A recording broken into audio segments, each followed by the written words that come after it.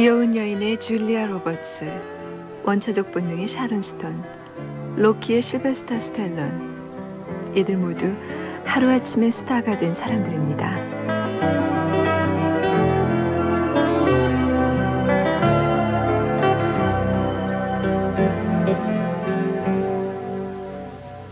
안녕하세요. FM 영화음악의 정은임입니다. 혜성이니 샛별이니 신성이니 이렇게 배우들을 별에 많이 비유합니다. 반짝거리기 때문이겠죠. 정말 영화계를 보면 하루아침에 스타가 되는 경우가 많습니다. 하지만 스크린의 스타가 아니라 실제 별이 되는 길은 멀고 돈이 많이 드는 길이었습니다. 전 해군 참모총장이 돈을 받고 별 장사를 했다죠. 별을 별사탕 정도로 생각했던 모양입니다. 별. 서울 하늘에서는 요즘 별 보기도 힘들죠. 29일 밤 여의도에서 별 축제가 열린다고 하네요. 60대가 넘는 천체망원경을 설치해서 달 표면, 목성의 위성, 성단, 성운 이런 것들을 관측한다는데요. 쓸데없이 스타를 쫓지 말고 하늘의 별자리를 찾아보는 것도 괜찮을 것 같지 않으세요?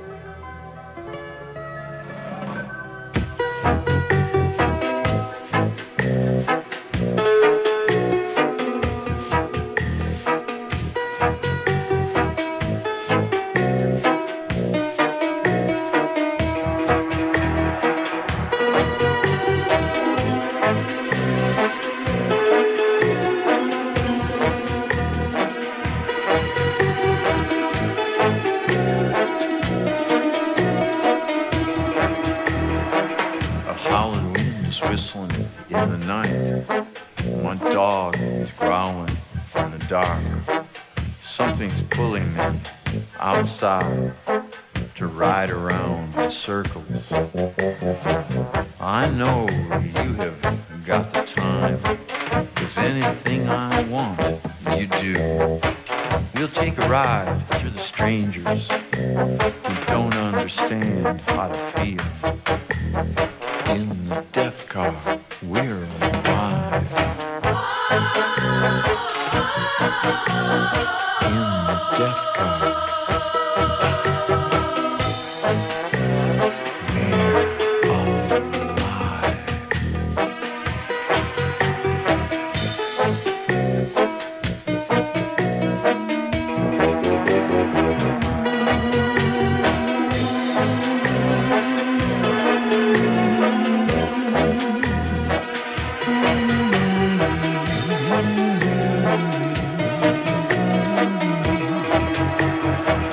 Let some air come in the window.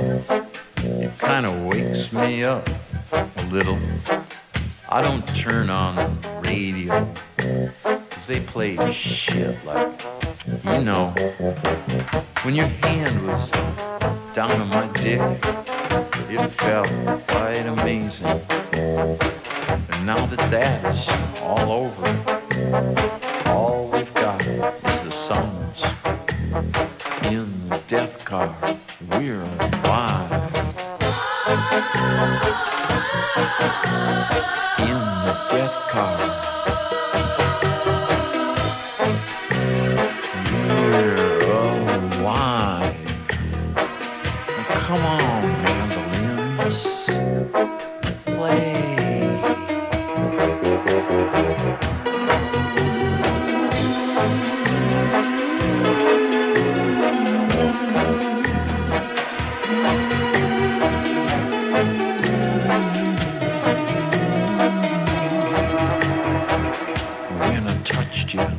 I felt that you still had your baby fat and a little taste of baby's breath makes me forget about death.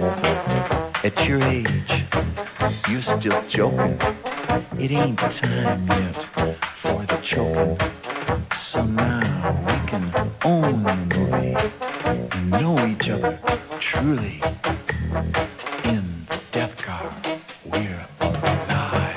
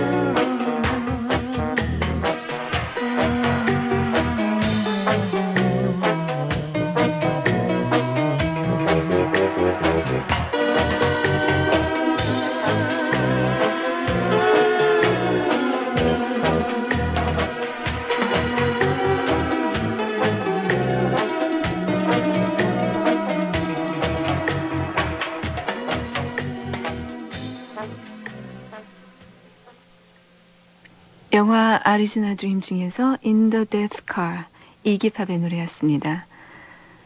지금 제 앞에는요, 서울 중구 만리동 한 독서실 구석에서 보내온 연구 보고서가 있네요. 김우석 씨의 보고서인데요. 새로운 법칙 발견. 한 번 시간 내서 남녀, 여여가 같이 걸어가는 것을 보십시오. 약 70%가 왼발, 오른발 맞춰서 걷습니다. 약 20%는 보폭의 차이가 너무 심한 경우고 나머지는 특별한 사정, 환자라거나 여자의 치마 아래쪽 통이 좁은 경우입니다. 글쎄요, 정말 그런가요? 자세히 관찰은 하지 않아서 잘 모르겠지만요. 어쩌면 맞을 것 같아요. 그러니까 서로 같이 지내는 시간이 많은 사람들은 서로 닮아가잖아요. 부부가 닮는다는 말은 우리 너무 많이 들어서 알고 있는 얘기고요.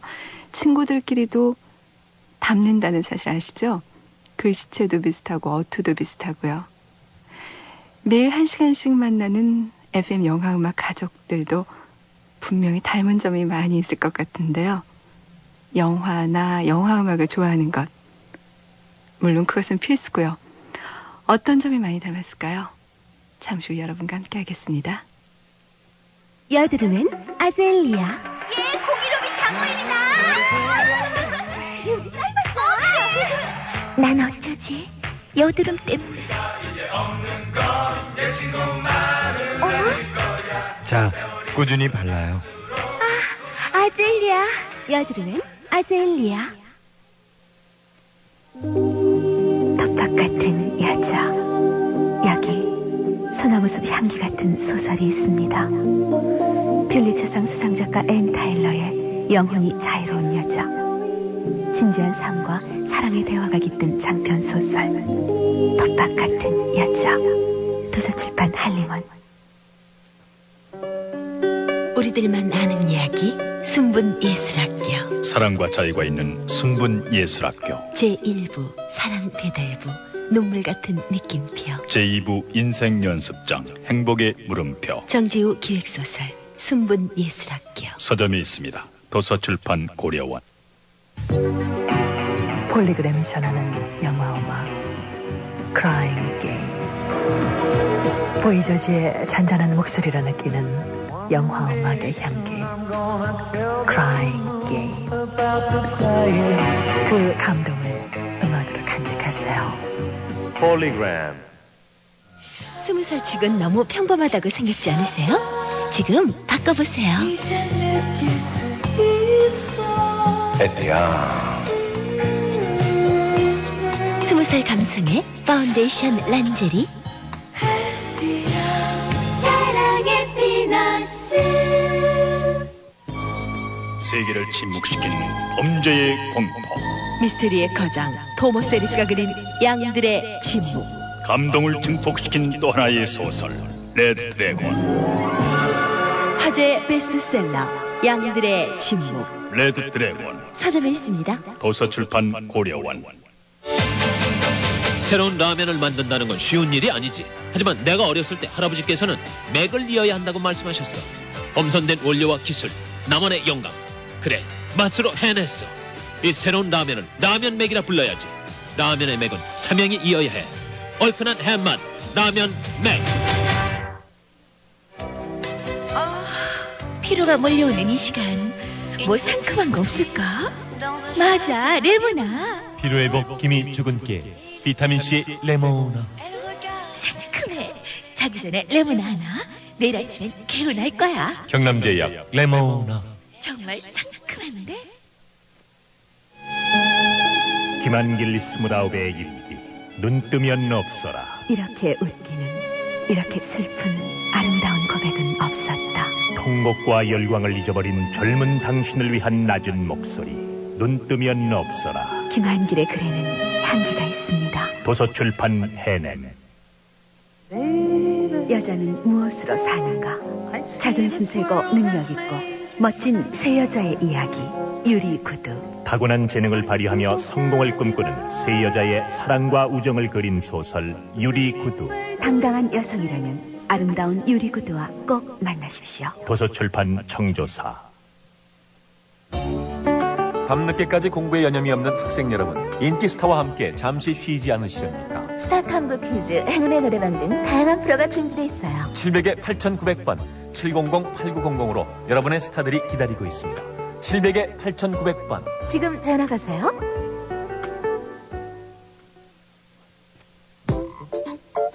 전화 한 통화로 기분이 좋아집니다. 700-8883 전화 한 통화로 하루가 즐거워집니다.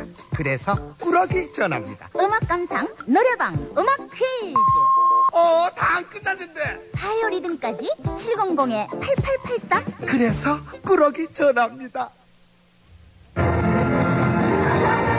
핵폭탄처럼 강렬하게, 봄바람처럼 상큼하게 1억 4천만 불어치 웃음을 벌어들인 바로 그 영화 시스터 액트. 불이 꺼지면서부터 여러분은 폭소 취리탄의 집중 포화를 받으시게 됩니다. 서울극장 브로드웨이 중학생 이상 볼 수 있습니다. FM 영화음악 함께하고 계십니다. 새 영화를 소개해드리는 시간. 오늘 소개해드릴 영화는 1987년 작품이니까 최신 영화는 아닙니다. 하지만 수입된 지 몇 년이 흘러도 소식이 없다가 최근에야 개봉 소식이 들려오고 있는 영화예요. 그래서 오늘 소개해드릴까 하는데요. 빈 벤더스 감독하면 전후 독일 영화를 대표하는 서정적 영상파로 그 로드무비의 대표적인 감독이기도 하죠. 그가 칸네에서 작품상을 받은 파리 텍사스 이후에 만든 베를린 천사의 시, 원제는 베를린 위의 하늘이고요. 영어 제목은 욕망의 날개, Wings of Desire로 알려진 작품이죠. 이 영화는 오랫동안 외국에서 활동하다가 돌아온 벤더스 감독이 조국에 대한 자신의 느낌을 표현한 작품입니다. 한마디로 독일인과 베를린이라는 도시에 대한 감독의 사랑 고백이라고 할 수 있죠. 그래서 영화는 모든 사람과 모든 도시에 바쳐진 한편의 연애시처럼 아름답습니다. 이 영화에는 피터 한트케이시를 브루노 간스가 낭송하는 장면이 처음 장면부터 시작해서 중간중간에 계속해서 나오는데요. 그 시의 제목은 어린이의 노래라는 시고요. 이 동요 같은 시는 현대를 비판하는 내용을 담고 있죠. 자, 그 제1년을 낭송하는 장면과 테마 뮤직 이어서 듣겠습니다. Als das Kind Kind war, ging es mit hängenden Armen, wollte der Bach sei ein Fluss, der Fluss sei ein Strom und diese Pfütze das Meer. Als das Kind Kind war, wusste es nicht, dass es Kind war. Alles war ihm beseelt und alle Seelen waren eins. Als das Kind Kind war, hatte es von nichts eine Meinung, hatte keine Gewohnheit, saß oft im Schneidersitz, lief aus dem Stand, hatte einen Wirbel im Haar und machte kein Gesicht beim Fotografieren. Als das Kind Kind war, war das.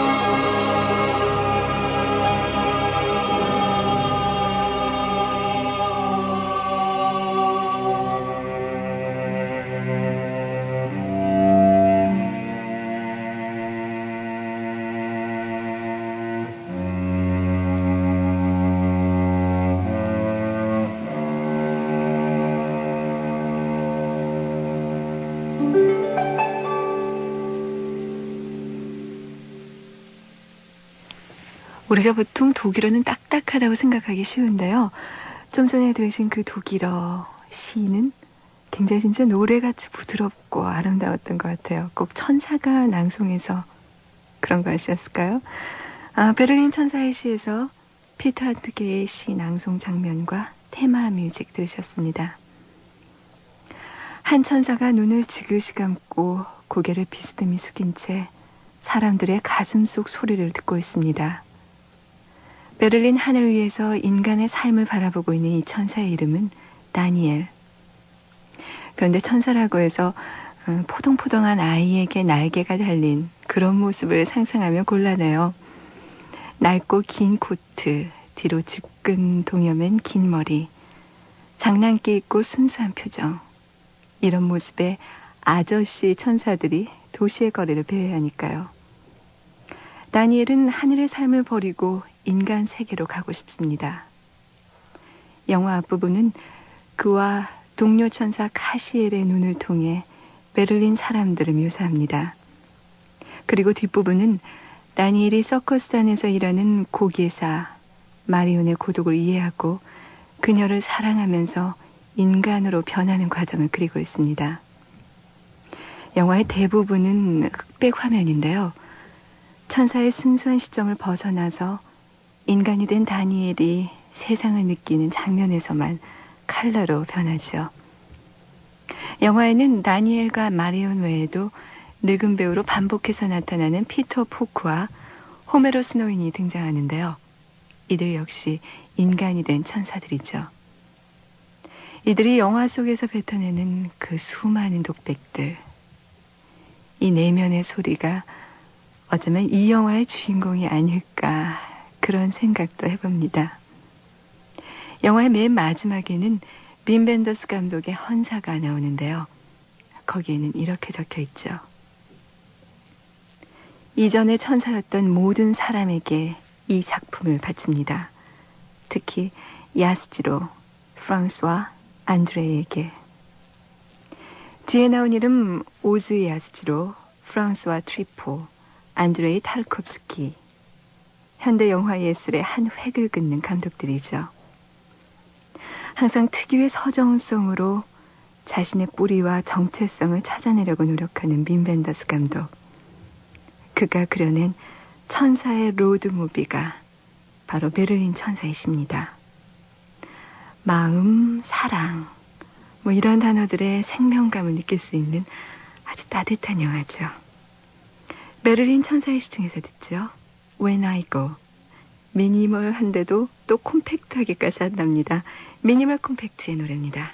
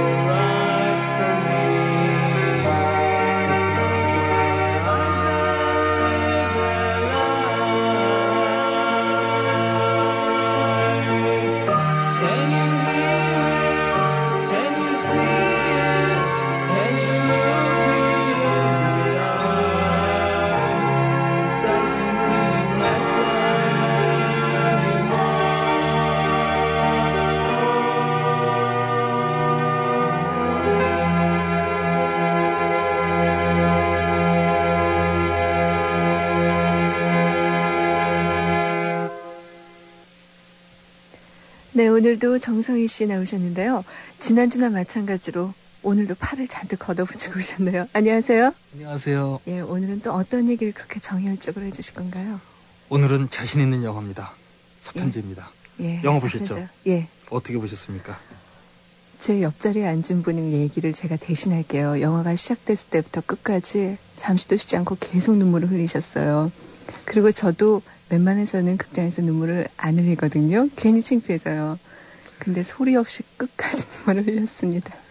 저 이 영화를 처음 봤을 때 엉엉 울었고, 그리고 이 프로에 나오기까지 제가 지금까지 서편제를 본 횟수는 9번입니다. 9번을 보셨어요? 그만큼 제가 이 영화에 대해서 사랑을 갖고 있는데요. 네. 이 영화는 임권택 감독의 네. 92번째 영화입니다. 92번째 영화요. 제가 알고 있는 한도 내에서 이보다 더 많은 영화를 찍은 한국 감독은 예. 두 사람밖에 없습니다. 김수용 감독이 105편을 찍었고요. 네. 고용남 감독이 108편을 찍었습니다. 예. 기록도저는 아니겠지만 아마 임권택 감독도 머지않아 이 편수를 넘지 않을까 싶은데요. 영화를 단순히 많이 찍어서가 문제가 아니라 그 영화 속에 얼마나 걸작이 많이 숨어 있느냐가 더 문제가 될 것 같아요. 바로 그 점이죠. 임권택 감독의 다작주의는 예. 작가로 평가받은 80년대에 들어서서도 결코 늦추어진 적이 없습니다. 80년대에 찍은 영화만 무려 15편입니다. 예. 80년에 찍은 영화가 복부인과 짝코, 그리고 81년도에 우상의 눈물과 만다라, 82년도에는 무려 4편입니다. 아벤고 공수군단, 오염된 자식들, 나비 품에서 울었다, 안개마을. 아마 네. 기억도 잘 못하시는 제목들일 텐데요. 네. 83년도에 불의 딸, 그리고 84년도에 제 생각에는 이 영화가 극장에서 딱 일주일 상영하고 사라졌지만 임권택 감독의 영화 중에서 가장 중요한 영화 중에 하나라고 생각하는 흐르는 강물을 얻지 마그레가 있습니다. 여러분들 혹시 만약에 이 비디오를 찾아보실 기회가 있다면 여러분들은 임권택 감독의 보석 중에 하나를 찾았다고 생각하셔도 틀림없습니다. 그리고 85년도에 제 생각에는 임권택 감독이 지금까지 만든 영화 중에서 최고 걸작일 법한 길소뜸. 86년에 이 해는 정말 믿을 수 없습니다. 두 편 모두 임권택 감독의 대표작 중에 하나인데요. 티켓과 시바지를 1년에 2편 모두 찍었습니다. 그리고 87년에 아다다와 연산일기, 88년에는 올림픽 기록영화가 있습니다. 그리고 89년도에 아지아제 바라지로 이어집니다. 이 얼마나 대단한 편수입니까? 이 속도는 90년대에 들어서서도 결코 늦춰지지 않은 전망인데요.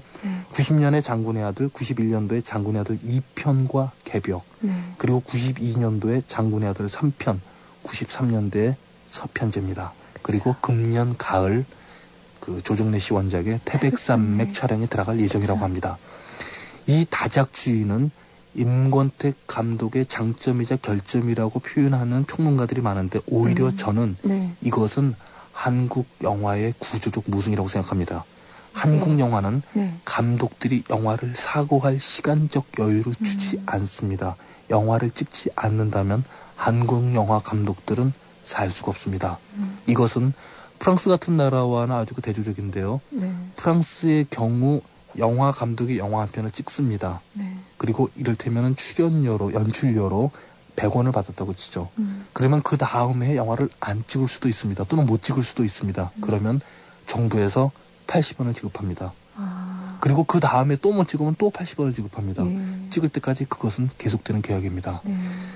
한국 영화가 수준이 없고 질이 나쁘고 너무 양산한다라고 비판하시기 전에 한국 영화가 왜 그렇게 되었나부터 따져보는 것이 영화를 사랑하시는 분들의 태도일 것입니다. 이 어려운 풍토 속에서 임권택 감독이 거장이 될 수 있었던 비결은 충무로에서 할 수 있는 것과 할 수 없는 것을 그는 정확히 알고 있기 때문일 것입니다. 할 수 있는 것과 할 수 없는 것은 무엇인가요? 즉 헐리우드나 유럽 영화에서 할 수 있는 것과 네. 충무로에서 할 수 없는 것이 명백히 있습니다. 그리고 예. 임권택 감독은 할 수 있는 것을 그 끝까지 밀어붙여보는 것입니다. 과정에서 말하자면 임권택 스타일이란 바로 한국 영화 스타일이라고 불러도 괜찮을 것입니다. 서편제는 그런 의미에서 한국 영화의 가능성에 관한 거의 완전할 정도의 완성도를 지닌 일종의 실험 영화라고 불러도 괜찮을 것입니다. 이것은 상투적인 의미에서 이 영화가 소리를 다루었거나 또는 롱테이크라고 불리우는 장시간 촬영을 했거나 또는 롱쇼트 인서트를 써서가 결코 아닙니다. 그것을 제가 증명해드리겠습니다. 우선 그 안 보신 분들을 위해서 정은임 씨께서 그 아름다운 목소리로 스토리를 한번 소개해 주시죠. 네, 영화는 한 산골 주막에 30대 남자가 찾아와서 옛 일을 회상하는 것부터 시작이 되죠. 그 동호라는 30대 남자인데요. 그의 어린 시절, 그러니까 떠돌이 소리꾼인 유봉이 양딸인 송화와 양아들인 동호를 데리고 참소리를 찾아서 방랑에게를 떠납니다. 그리고 동호에게는 북을 가르치고 양딸 송화에게는 소리를 가르치는데요. 점점 세월이 힘들어지고 전쟁 그리고 우리 소리에 대한 사람들의 냉대와 멸시, 그 속에서 그들의 생활이 궁핍해지니까 아들 동호는 아버지와 싸우고 떠나버리죠. 그리고 송화는 그 과정에서 그 소리를 거부하게 되자 아버지 유봉이 딸의 참소리를 위해서 눈을 멀게 만듭니다. 그들이 그렇게 살아가다가 나중에 결국 어느 산골 마을에서 동호와 송화가 재회를 하게 되고 한 밤을 새워가면서 심청가를 온 한과 혼을 다 토해내면서 부른 후에 다시 그들은 아무 말도 없이 서로 헤어지는 그런 내용이죠. 정확하게 설명해 주셨는데요.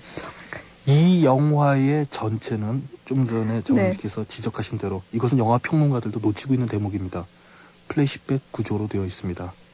플래시백이란 영화의 화자, 즉 내레이터가 1인칭 시점으로 과거에 들어가서 그 기억의 시간을 현재 진행형으로 만드는 것입니다. 그런데 이 영화의 서편제의 플래시백은 다소 이상한 구조입니다. 영화 속에 플래시백이 동호의 시점이 아니라 전지적 관찰의 시점으로 되어 있습니다. 즉, 영화의 구조는 추적의 구조입니다. 흔히 얘기하는 seek and find, 찾고 발견한다는 구조입니다. 이 이야기 구조는 전형적인 상업 영화의 틀입니다. 그러나 플래시백 속의 공간은 작가의 시점입니다. 그래서 플래시백의 과거는 현재로부터 분리되어서 자기의 자율적인 형식을 갖게 됩니다. 즉, 서편제는 작가 영화와 상업 영화의 틀을 교묘하게 엮어놓고 있습니다. 그래서 관객의 흥미를 놓치지 않으면서도 결코 이 영화가 작가의 목소리를 잃지 않는 것은 바로 그런 이유 때문입니다. 그러나 영화 속에서 보여주는 시점 쇼트의 구성은 임권택 감독의 영화가 진일보했음을 보여주고 있습니다. 한번 잘 들어보십시오. 일반적인 영화는 보통 180도 나눠 찍기를 합니다. 그래서 상대방과 주인공을 180도 선으로 그어서 45도 각도 내에 카메라를 주고받고 하는 쇼트와 역쇼트로 보여주는 것이 일반적입니다. 그것은 관객이 상대 쇼트의 위치에서 상대방이 된 것처럼 느끼게 해서 흔히 이야기하는 영화의 동일화 현상이라는 것을 만들기 위한 장치입니다. 그런데 이 영화의 첫 대목 기억나시죠? 소리 곡의 인연은 도대체 어찌 생긴 것입니까? 그것은 제가 노래를 불러서가 아니라 송화라는 아가씨가 제게 소리를 가르쳐 주셨지요. 라는 그 장면에 화면에 두 인물을 동시에 집어넣고 두 사람을 90도 각도로 바라보게 만든 다음 카메라는 그 두 사람 사이에서 천천히 이동하여 평면 구조에서, 즉 수평으로 된 구도에서 카메라가 이동하여 수직 구도로 만듭니다. 일반적인 관례를 깨트리고 이 경우 관객이 그 어느 쪽 인물도 되지 못하는 객관적 시점으로 이 영화를 찍어 나가고 있습니다. 그런데 왜 이렇게 찍었겠습니까? 대답은 간단합니다. 소리를 자르지 않기 위해서입니다. 즉 화면을 자르지 않는 롱테이크를 보여주는 카메라 스타일 때문이 아니라 이것은 소리를 자르지 않는 미학을 보여주기 위해서 즉 소리를 쫓아가는 카메라 움직임을 만들어낸 것입니다. 이 소리를 자르지 않기 위해서 보여준 장면이 수많은 사람들이 지적한 바로 진도 아리랑을 부르며 저 먼 끝에서부터 카메라 바로 앞까지 전 구절을 다 부르며 걸어오는 장면입니다. 한 5분이 넘었던 것 같아요. 정확하게 5분 10초입니다. 예. 실제로 롱테이크라고 부르는 장시간 촬영의 시간만 가지고 본다면 이 장면은 그렇게 놀라운 장면은 아닙니다. 이를테면은 그리스의 영화 감독인 데오 안겔로프로스라는 감독의 방랑극단이라는 영화는 3시간 52분 상영 시간에 256커트밖에 되지 않습니다. 즉 서편제가 1시간 55분 동안 약 370커트인 것에 비하면 이것은 놀라운 시간입니다. 물론 일반적으로 한 편의 영화는 90분 상영 시간에 650에서 750 쇼트를 오가는 것이 일반적인 것에 비하면 서편제는 그 절반밖에 되지 않지만 일본의 오시마 나기사라는 감독이 찍은 일본의 밤과 안개라는 영화는 영화 전편이 43쇼트입니다. 그리고 미크로시 안초라는 헝가리 감독이 찍은 우리나라 올림픽 때 와서 연출도 한번 했었던 그 감독의 겨울바람이라는 영화는 영화 전편이 11쇼트입니다. 또 서독의 라이너 베르너 파스빈더라는 감독이 찍은 왜 아르아모크 씨는 미쳤을까라는 영화는 영화 전편이 17쇼트에 지나지 않습니다. 안드레이 타르콥스키라는 소련 감독의 노스탈지아라는 영화는 촛불 듣고 왔다 갔다 하는 장면 하나로 9분 40초를 버팁니다. 그러니까 시간으로만 따지면 놀라운 것은 아닌데 이 장면이 정말 놀라운 것은 바로 그 앞장면과의 편집 효과에서 보여주는 효과입니다. 의외로 이 장면만 주목해서 보는데 바로 그 앞장면에 편집 효과가 없었다면 이 장면은 그만한 효과가 절대 나올 수가 없는 장면입니다. 그 보십시오. 앞장면이 계절의 변화를 몽타주로 엮은 거였죠? 아니죠. 그 앞장면은 약을 팔다가 그만 여관에서 약장사 주인과 크게 싸우는 장면입니다. 이 장면의 시작은 방 안으로 유봉이 들어와 귤을 던져주며 이거 먹어라 하고 던져주는 장면으로 시작을 합니다. 상식적인 쇼트, 역쇼트로 시작을 합니다. 그리고 이놈아, 북은 그렇게 치는 것이 아니요 하며 북을 잡는 순간 카메라는 유봉의 등 뒤로 갑니다. 그래서 유봉의 등 뒤에서 어깨를 걸고 찍는, 즉 영화적인 용어로 오버 더 숄더 숏이라고 부르는 그 카메라의 위치를 취합니다. 이 경우 카메라는 유봉의 1인칭 시점이 됩니다. 그래서 여기서 카메라는 고정됩니다. 고정된 카메라라는 것은 보통 높이의 문제를 얘기하는데 여기서는 시점의 문제입니다. 시점의 문제라는 것을 보여주기 위해서 유봉과 동호와 송화가 앉아 있는데 약장수 부부가 시끄러워서 잠 못 자겠네 하며 뛰어 들어오는데 그 두 부부는 서 있습니다. 그러나 카메라는 그 부부를 쫓아서 결코 시점의 높이를 올리지 않습니다. 카메라는 역시 정지되어 있습니다. 그리고 중요한 것은 이 장면도 역시 장시간 촬영의 방법으로 찍었습니다. 즉 카메라가 일단 유봉의 등 뒤로 가면은 그 씬이 끝날 때까지 카메라는 그 자리에 정지되어 있습니다. 이 장면은 그러나 장시간 촬영에, 즉 롱테이크에 유봉의 등 뒤에서 유봉의 시점으로 이 장면 전체를 보고 있는 1인칭 시점의 실내 공간입니다. 관객들은 답답한 느낌을 받을 것입니다. 그것은 카메라가 낮고 그래서 무언가에 눌리는 느낌이고 이 공간 자체가 제한된 공간이며 어두운 실내이기 때문입니다. 게다가 감정적으로 억울합니다. 왜냐하면 유봉과 동일화되어 있는 카메라의 위치 때문입니다. 즉 유봉이 당하는 억울함이 곧 관객의 억울함인 것입니다. 이 장면이 곧바로 바뀌면 야외 장면의 롱쇼트로 딱 바뀝니다. 똑같은 카메라는 정지되어 있고 롱테이크, 장시간 촬영의 첫 커트로 시작하는데 이것이 비인칭 시점에, 즉 누구의 시점도 아닙니다. 그것은 동호도 송화도 유봉도 아닙니다. 이 비인칭 시점에 야외 공간에 열려진 틀로 되어 있습니다. 이 장면은 아주 평범하지 않은 방법으로 찍었습니다. 우선 설명드린 대로 앞선 장면과 정반대의 구조입니다. 두 번째, 소리의 완근법이 맞지 않습니다. 일반적으로 먼 곳에서 들리는 소리는 작게 들리고 가까운 데서 들리는 다 작게 들려야 정상입니다. 그런데 여기서는 먼 곳과 가까운 곳까지 동일한 소리가 들립니다. 영화는 카메라에 인물이 보여지면 그것을 먼저 보는 것이 일반적입니다. 그러나 이 장면에서는 인물이 너무 멀리 있어서 당연히 관객들은 소리로 장면을 보게 됩니다. 그러니까 인물이 아무리 다가와도 우리는 소리를 통해서 이 인물들을 보게 됩니다. 이것이 이른바 90년대에 등장한 그리고 수많은 새로운 영화 감독들이 사용하는 소리의 원근법입니다. 이 영화가 세 번째가 있습니다. 이 세 번째, 이 롱테이크에 정지된 카메라가 현실적인 거리가 아닙니다. 즉, 이 장면은 표준 렌즈로 찍지 않았습니다. 이것은 광광 렌즈를 사용해서 찍고 있습니다. 그래서 멀리서 있을 때는 느리게 이동하지만 가까이 다가오면서 그 속도가 빨라집니다. 즉, 이 인물의 이동이 중간 거리쯤에 있을 때, 근접돼 있을 때와 아주 멀리 있을 때 그 중간 거리에 있을 때 속도가 비정상적입니다. 그것은 두 가지 이유인데, 물론 그 첫 번째는 심도와 초점의 거리 문제입니다. 그러나 더 중요한 것은 두 번째입니다. 이 공간이 수평이 아니라 휘어진 수직의 공간입니다. 수직의 공간이 멀리서 가까이 올 때까지 영화의 리듬이 느려질 수 있습니다. 즉, 충무로 용어로 얘기하면은 리듬이 처질 수가 있습니다. 그러면 관객들은 따분함을 느끼게 됩니다.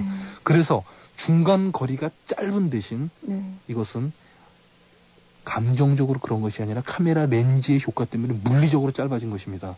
이 물리적으로 짧아진 대신 카메라 앞까지 다가와서 정지 상태로 춤을 추고 노래까지 모두 다 부른 다음 등장인물이 빠져나가는 것입니다. 이렇게 기술적으로 해결된 장면을 보이지 않게 마치 소리의 힘만으로 찍어냈다고 생각한다면 그것은 두 가지 의미일 것입니다. 그 하나는 임권택 감독이 정말 대단하다는 것입니다. 보이지 않는 스타일이라는 것이 바로 이런 것입니다. 그리고 두 번째는 왜 소리를 갖고 다른 감독들은 이렇게 찍지 못할까라는, 즉 다른 감독들을 너무 우습게 보는 것이 될 것입니다. 다른 감독들은 이만큼 연출을 해낼 솜씨가 없는 것입니다. 이것은 소리의 힘이 아니라 영화 연출자가 만들어낸 인공적인 야외 공간입니다. 카메라의 언어도 정말 훌륭한데 송화가 눈을 머는 것을 깨닫는 장면 기억나시죠? 네.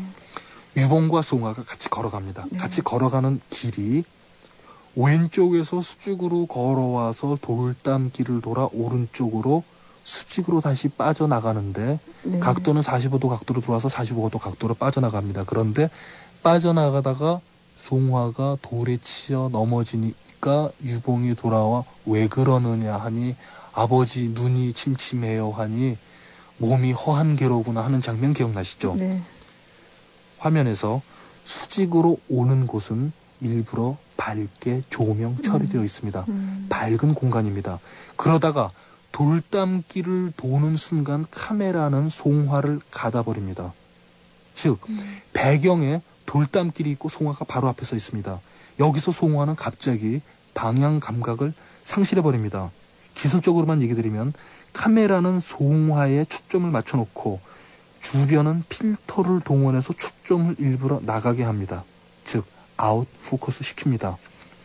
짧은 거리 내에 있는 공간은 보통 초점이 맞는 것이 일반적입니다. 그런데 짧은 거리 내에 있는 이 공간에서 초점이 맞지 않다 보니까는 공간과 등장인물이 거리를 상실해버리고 그래서 송화와 관객은 동시에 어리둥절해버립니다. 즉 근시가 사물을 보는 것과 똑같은 효과를 만들어내는 것입니다. 아마 저나 정은님 씨처럼 눈 나쁜 사람은 금방 이해할 수 있는데요. 그리고 이어서 송화가 넘어지고 유봉에게 눈이 잘 보이지 않는다고 하는 대사를 들려줍니다. 이 장면은 카메라가 송화가 안 보인다는 것을 대리로 보여주는 장면입니다. 그것을 촌스럽게 화면에서 초점을 나가게 한다는 방법이 아니라 송화의 공간으로, 즉 현실의 공간을 순간적으로 송화의 마음의 풍경으로 만들어 놓은 다음 다시 현실로 빠져나가는데 이것을 카메라 편집 없이 아주 간단한 카메라의 이동만으로 보여주고 있습니다. 방법은 간단하지만 이것을 생각하는 것은 결코 쉽지 않습니다. 특히 이 영화에서 제가 기립박수를 보내다시피 한 장면이 하나 있습니다. 이 장면 어떤지 모르겠는데요.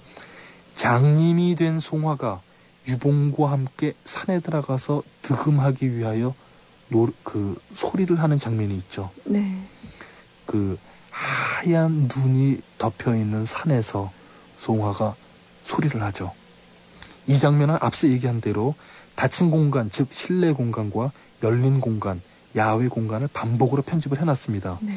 그래서 방 안에서 얘기하면 곧바로 실외가 보이고 다시 또 방 안으로 들어오고 네. 또 바깥으로 나가는데 실내의 어두움과 야외의 밝음, 실내의 폐쇄와 야외의 열림이 그렇죠. 감정적으로 오고 갑니다. 네. 정말 놀라운 장면은 이 장면 잘 기억해 보십시오. 정말 놀라운 장면은 눈 덮인 산을 바라보고 소리하는 송화의 뒷모습입니다. 카메라가 송화의 등 뒤에 있습니다. 일반적인 이런 장면은 즉 어깨를 걸어 찍는 카메라 장면은 영화 관객들을 송화라는 인물을 통해서 눈 덮인 산을 바라보는 효과를 보여주기 위해서 찍는 방법입니다. 그런데 송화는 장님입니다. 영화 관객이 송화와 동일화되는 것은 맞지만 송화를 통해서 산을 바라볼 수는 없습니다. 여기서 마술이 벌어집니다.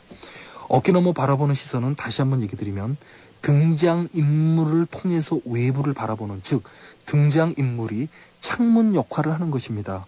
네. 그러나 여기서는 정반대로 눈 덮인 산을 통해서 송화가 등을 돌리고 있을 때 보이지 않는 송화의 마스크, 송화의 얼굴을 보는 것입니다. 그래서 눈 덮인 산이 바로 송화의 얼굴을 보는 거울이 됩니다. 즉 일반적인 영화 문법에서 이것은 등장인물이 창문이 되는 것이 맞지만 임권택 감독은 앞에 있는 풍경을 송화의 거울로 사용하고 있습니다. 그래서 일반적인 풍경, 랜드스케이프라고 부르는 것을 임권택 감독은 그 풍경을 거꾸로 마인드스케이프, 즉 마음의 풍경화로 사용하고 있습니다. 이것을 소리로 연결하고 있습니다. 이 영화를 보고 나오신 상당히 많으신 분들이 이 영화의 풍경이 아름답고 아프게 느껴지고 우리나라에도 이런 풍경이 있는 줄 몰랐어요 라고 얘기하는 것들을 많이 듣는데 그것은 예쁘게 찍혀서가 아닙니다. 그것은 거기에 관객의 마음을, 등장인물의 심정을 영화의 시선이라는 장치로 채워 넣어서 보게 만들기 때문에 그것이 우리에게 감동을 주는 것입니다. 정일성 촬영 감독이 이 영화에 대해서 인터뷰하면서 늘 하는 얘기가 있습니다. 이 영화는 예쁘게 찍은 것이 아니라 아프게 찍은 것이니 이것을 아프게 보아달라고 이야기하는 것은 결코 정일성 촬영 감독의 잘난 체가 아닙니다. 이것은 이유가 있는 것이며 바로 이런 맥락에서 이야기한 것입니다. 그렇다면 자 이제 여기까지 쫓아오셨다면 이 영화에 대해서 제가 여러분들에게 퀴즈를 내겠습니다. 송화와 동호가 약을 팔고 유봉이 술집에 있는 장면이 있습니다. 네. 그래서 노래를 부르는데 유봉이 술집에서 딱 밖을 내다보며 저놈의 자식 저게 북을 치는 것이요 하고 소리는 치는 장면이 있습니다. 이 장면이 아무것도 아닌 것 같은데 이 장면 물론 모두 시점 쇼트로 찍었습니다. 그런데 이 전체 시퀀스 모두가 다 누구의 시점인지 전혀 알 수 없게 찍어놨습니다. 즉 뒤집어서 얘기하면은 이 전체 장면이 영화 용어로 표현하면 쥐띠로 봉합되는 장면이 아닙니다. 꿰매어 맞춘 장면이 하나도 없습니다.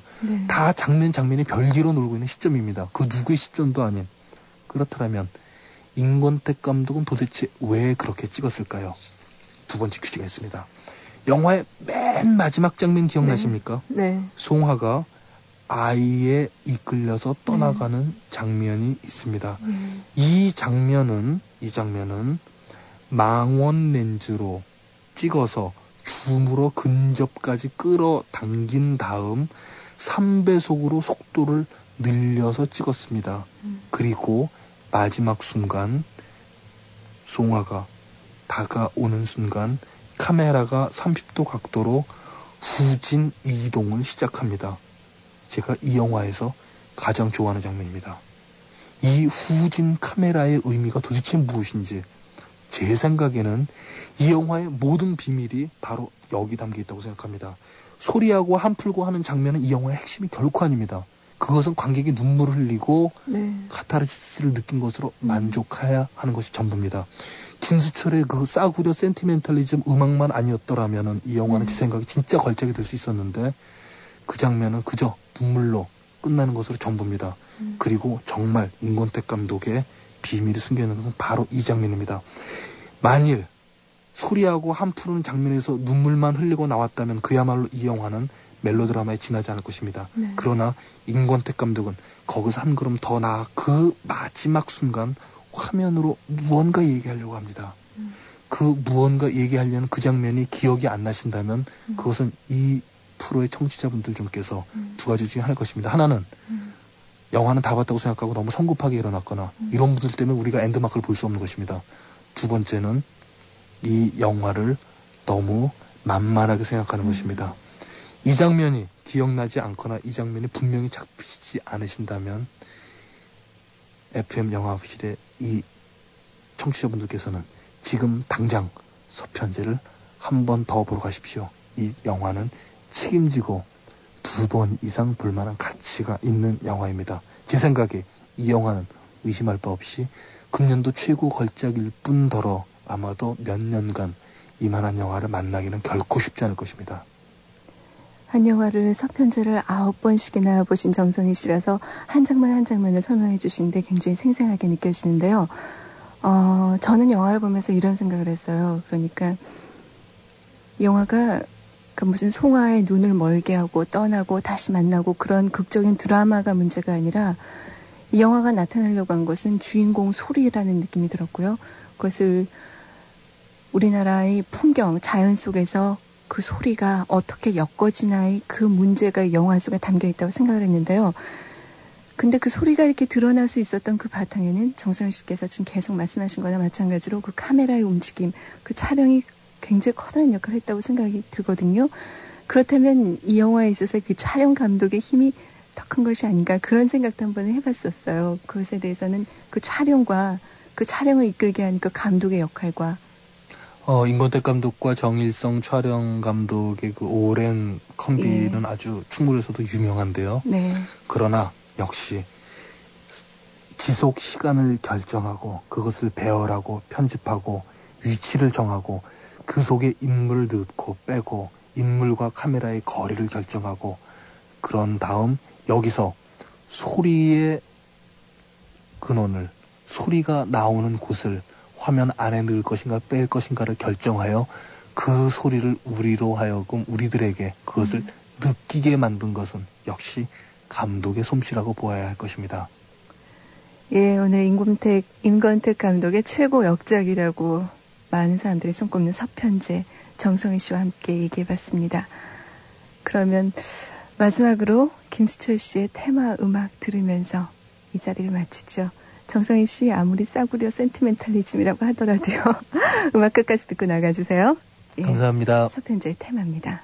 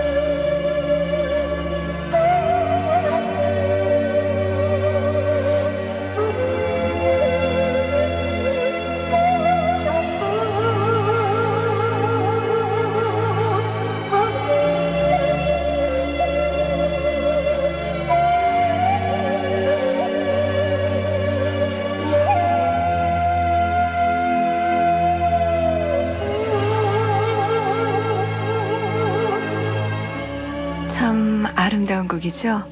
영화 서편제의 테마였습니다. 이 곡에 대한 정성희 씨의 개인적인 생각은 영화의 주제인 우리의 판소리에 그 한과 흥에는 미치지 못한다는 그런 뜻으로 받아들이는 것이 더 좋을 것 같아요. 제가 오늘 마지막은요, 계속 죄송하다는 말씀만 드려야 될 것 같아요. 신청곡을 보내달라는 엽서가 엄청 많은데 하나도 오늘 소개를 못 해드렸네요. 또 대전 중구 대흥이동의 류찬구 씨. 지방에 있는 사람은 왜 티켓 응모에서 제외시킨 거지요? 하지만 어쩔 수 없죠. 그런 게 세상이니까요. 시사회 사라피나 티켓 말씀을 하시는 것 같은데요. 그런 게 세상인지 모르지만 FM 영화 음악의 세상은 아닙니다. 저희가 변명 한마디 하고서는 마칠게요. 시간이 없지만 평일날 그 시사회가 있거든요. 그래서 지방에 계신 분들이 오시기 너무 힘들 것 같아서 대신에 저희가 지방에 계신 분들을 위해서 다음에 더 좋은 자리 한번 마련하겠습니다. 자, 이제 인사드릴게요. 프로듀서 홍동식, 저 정은임이었습니다.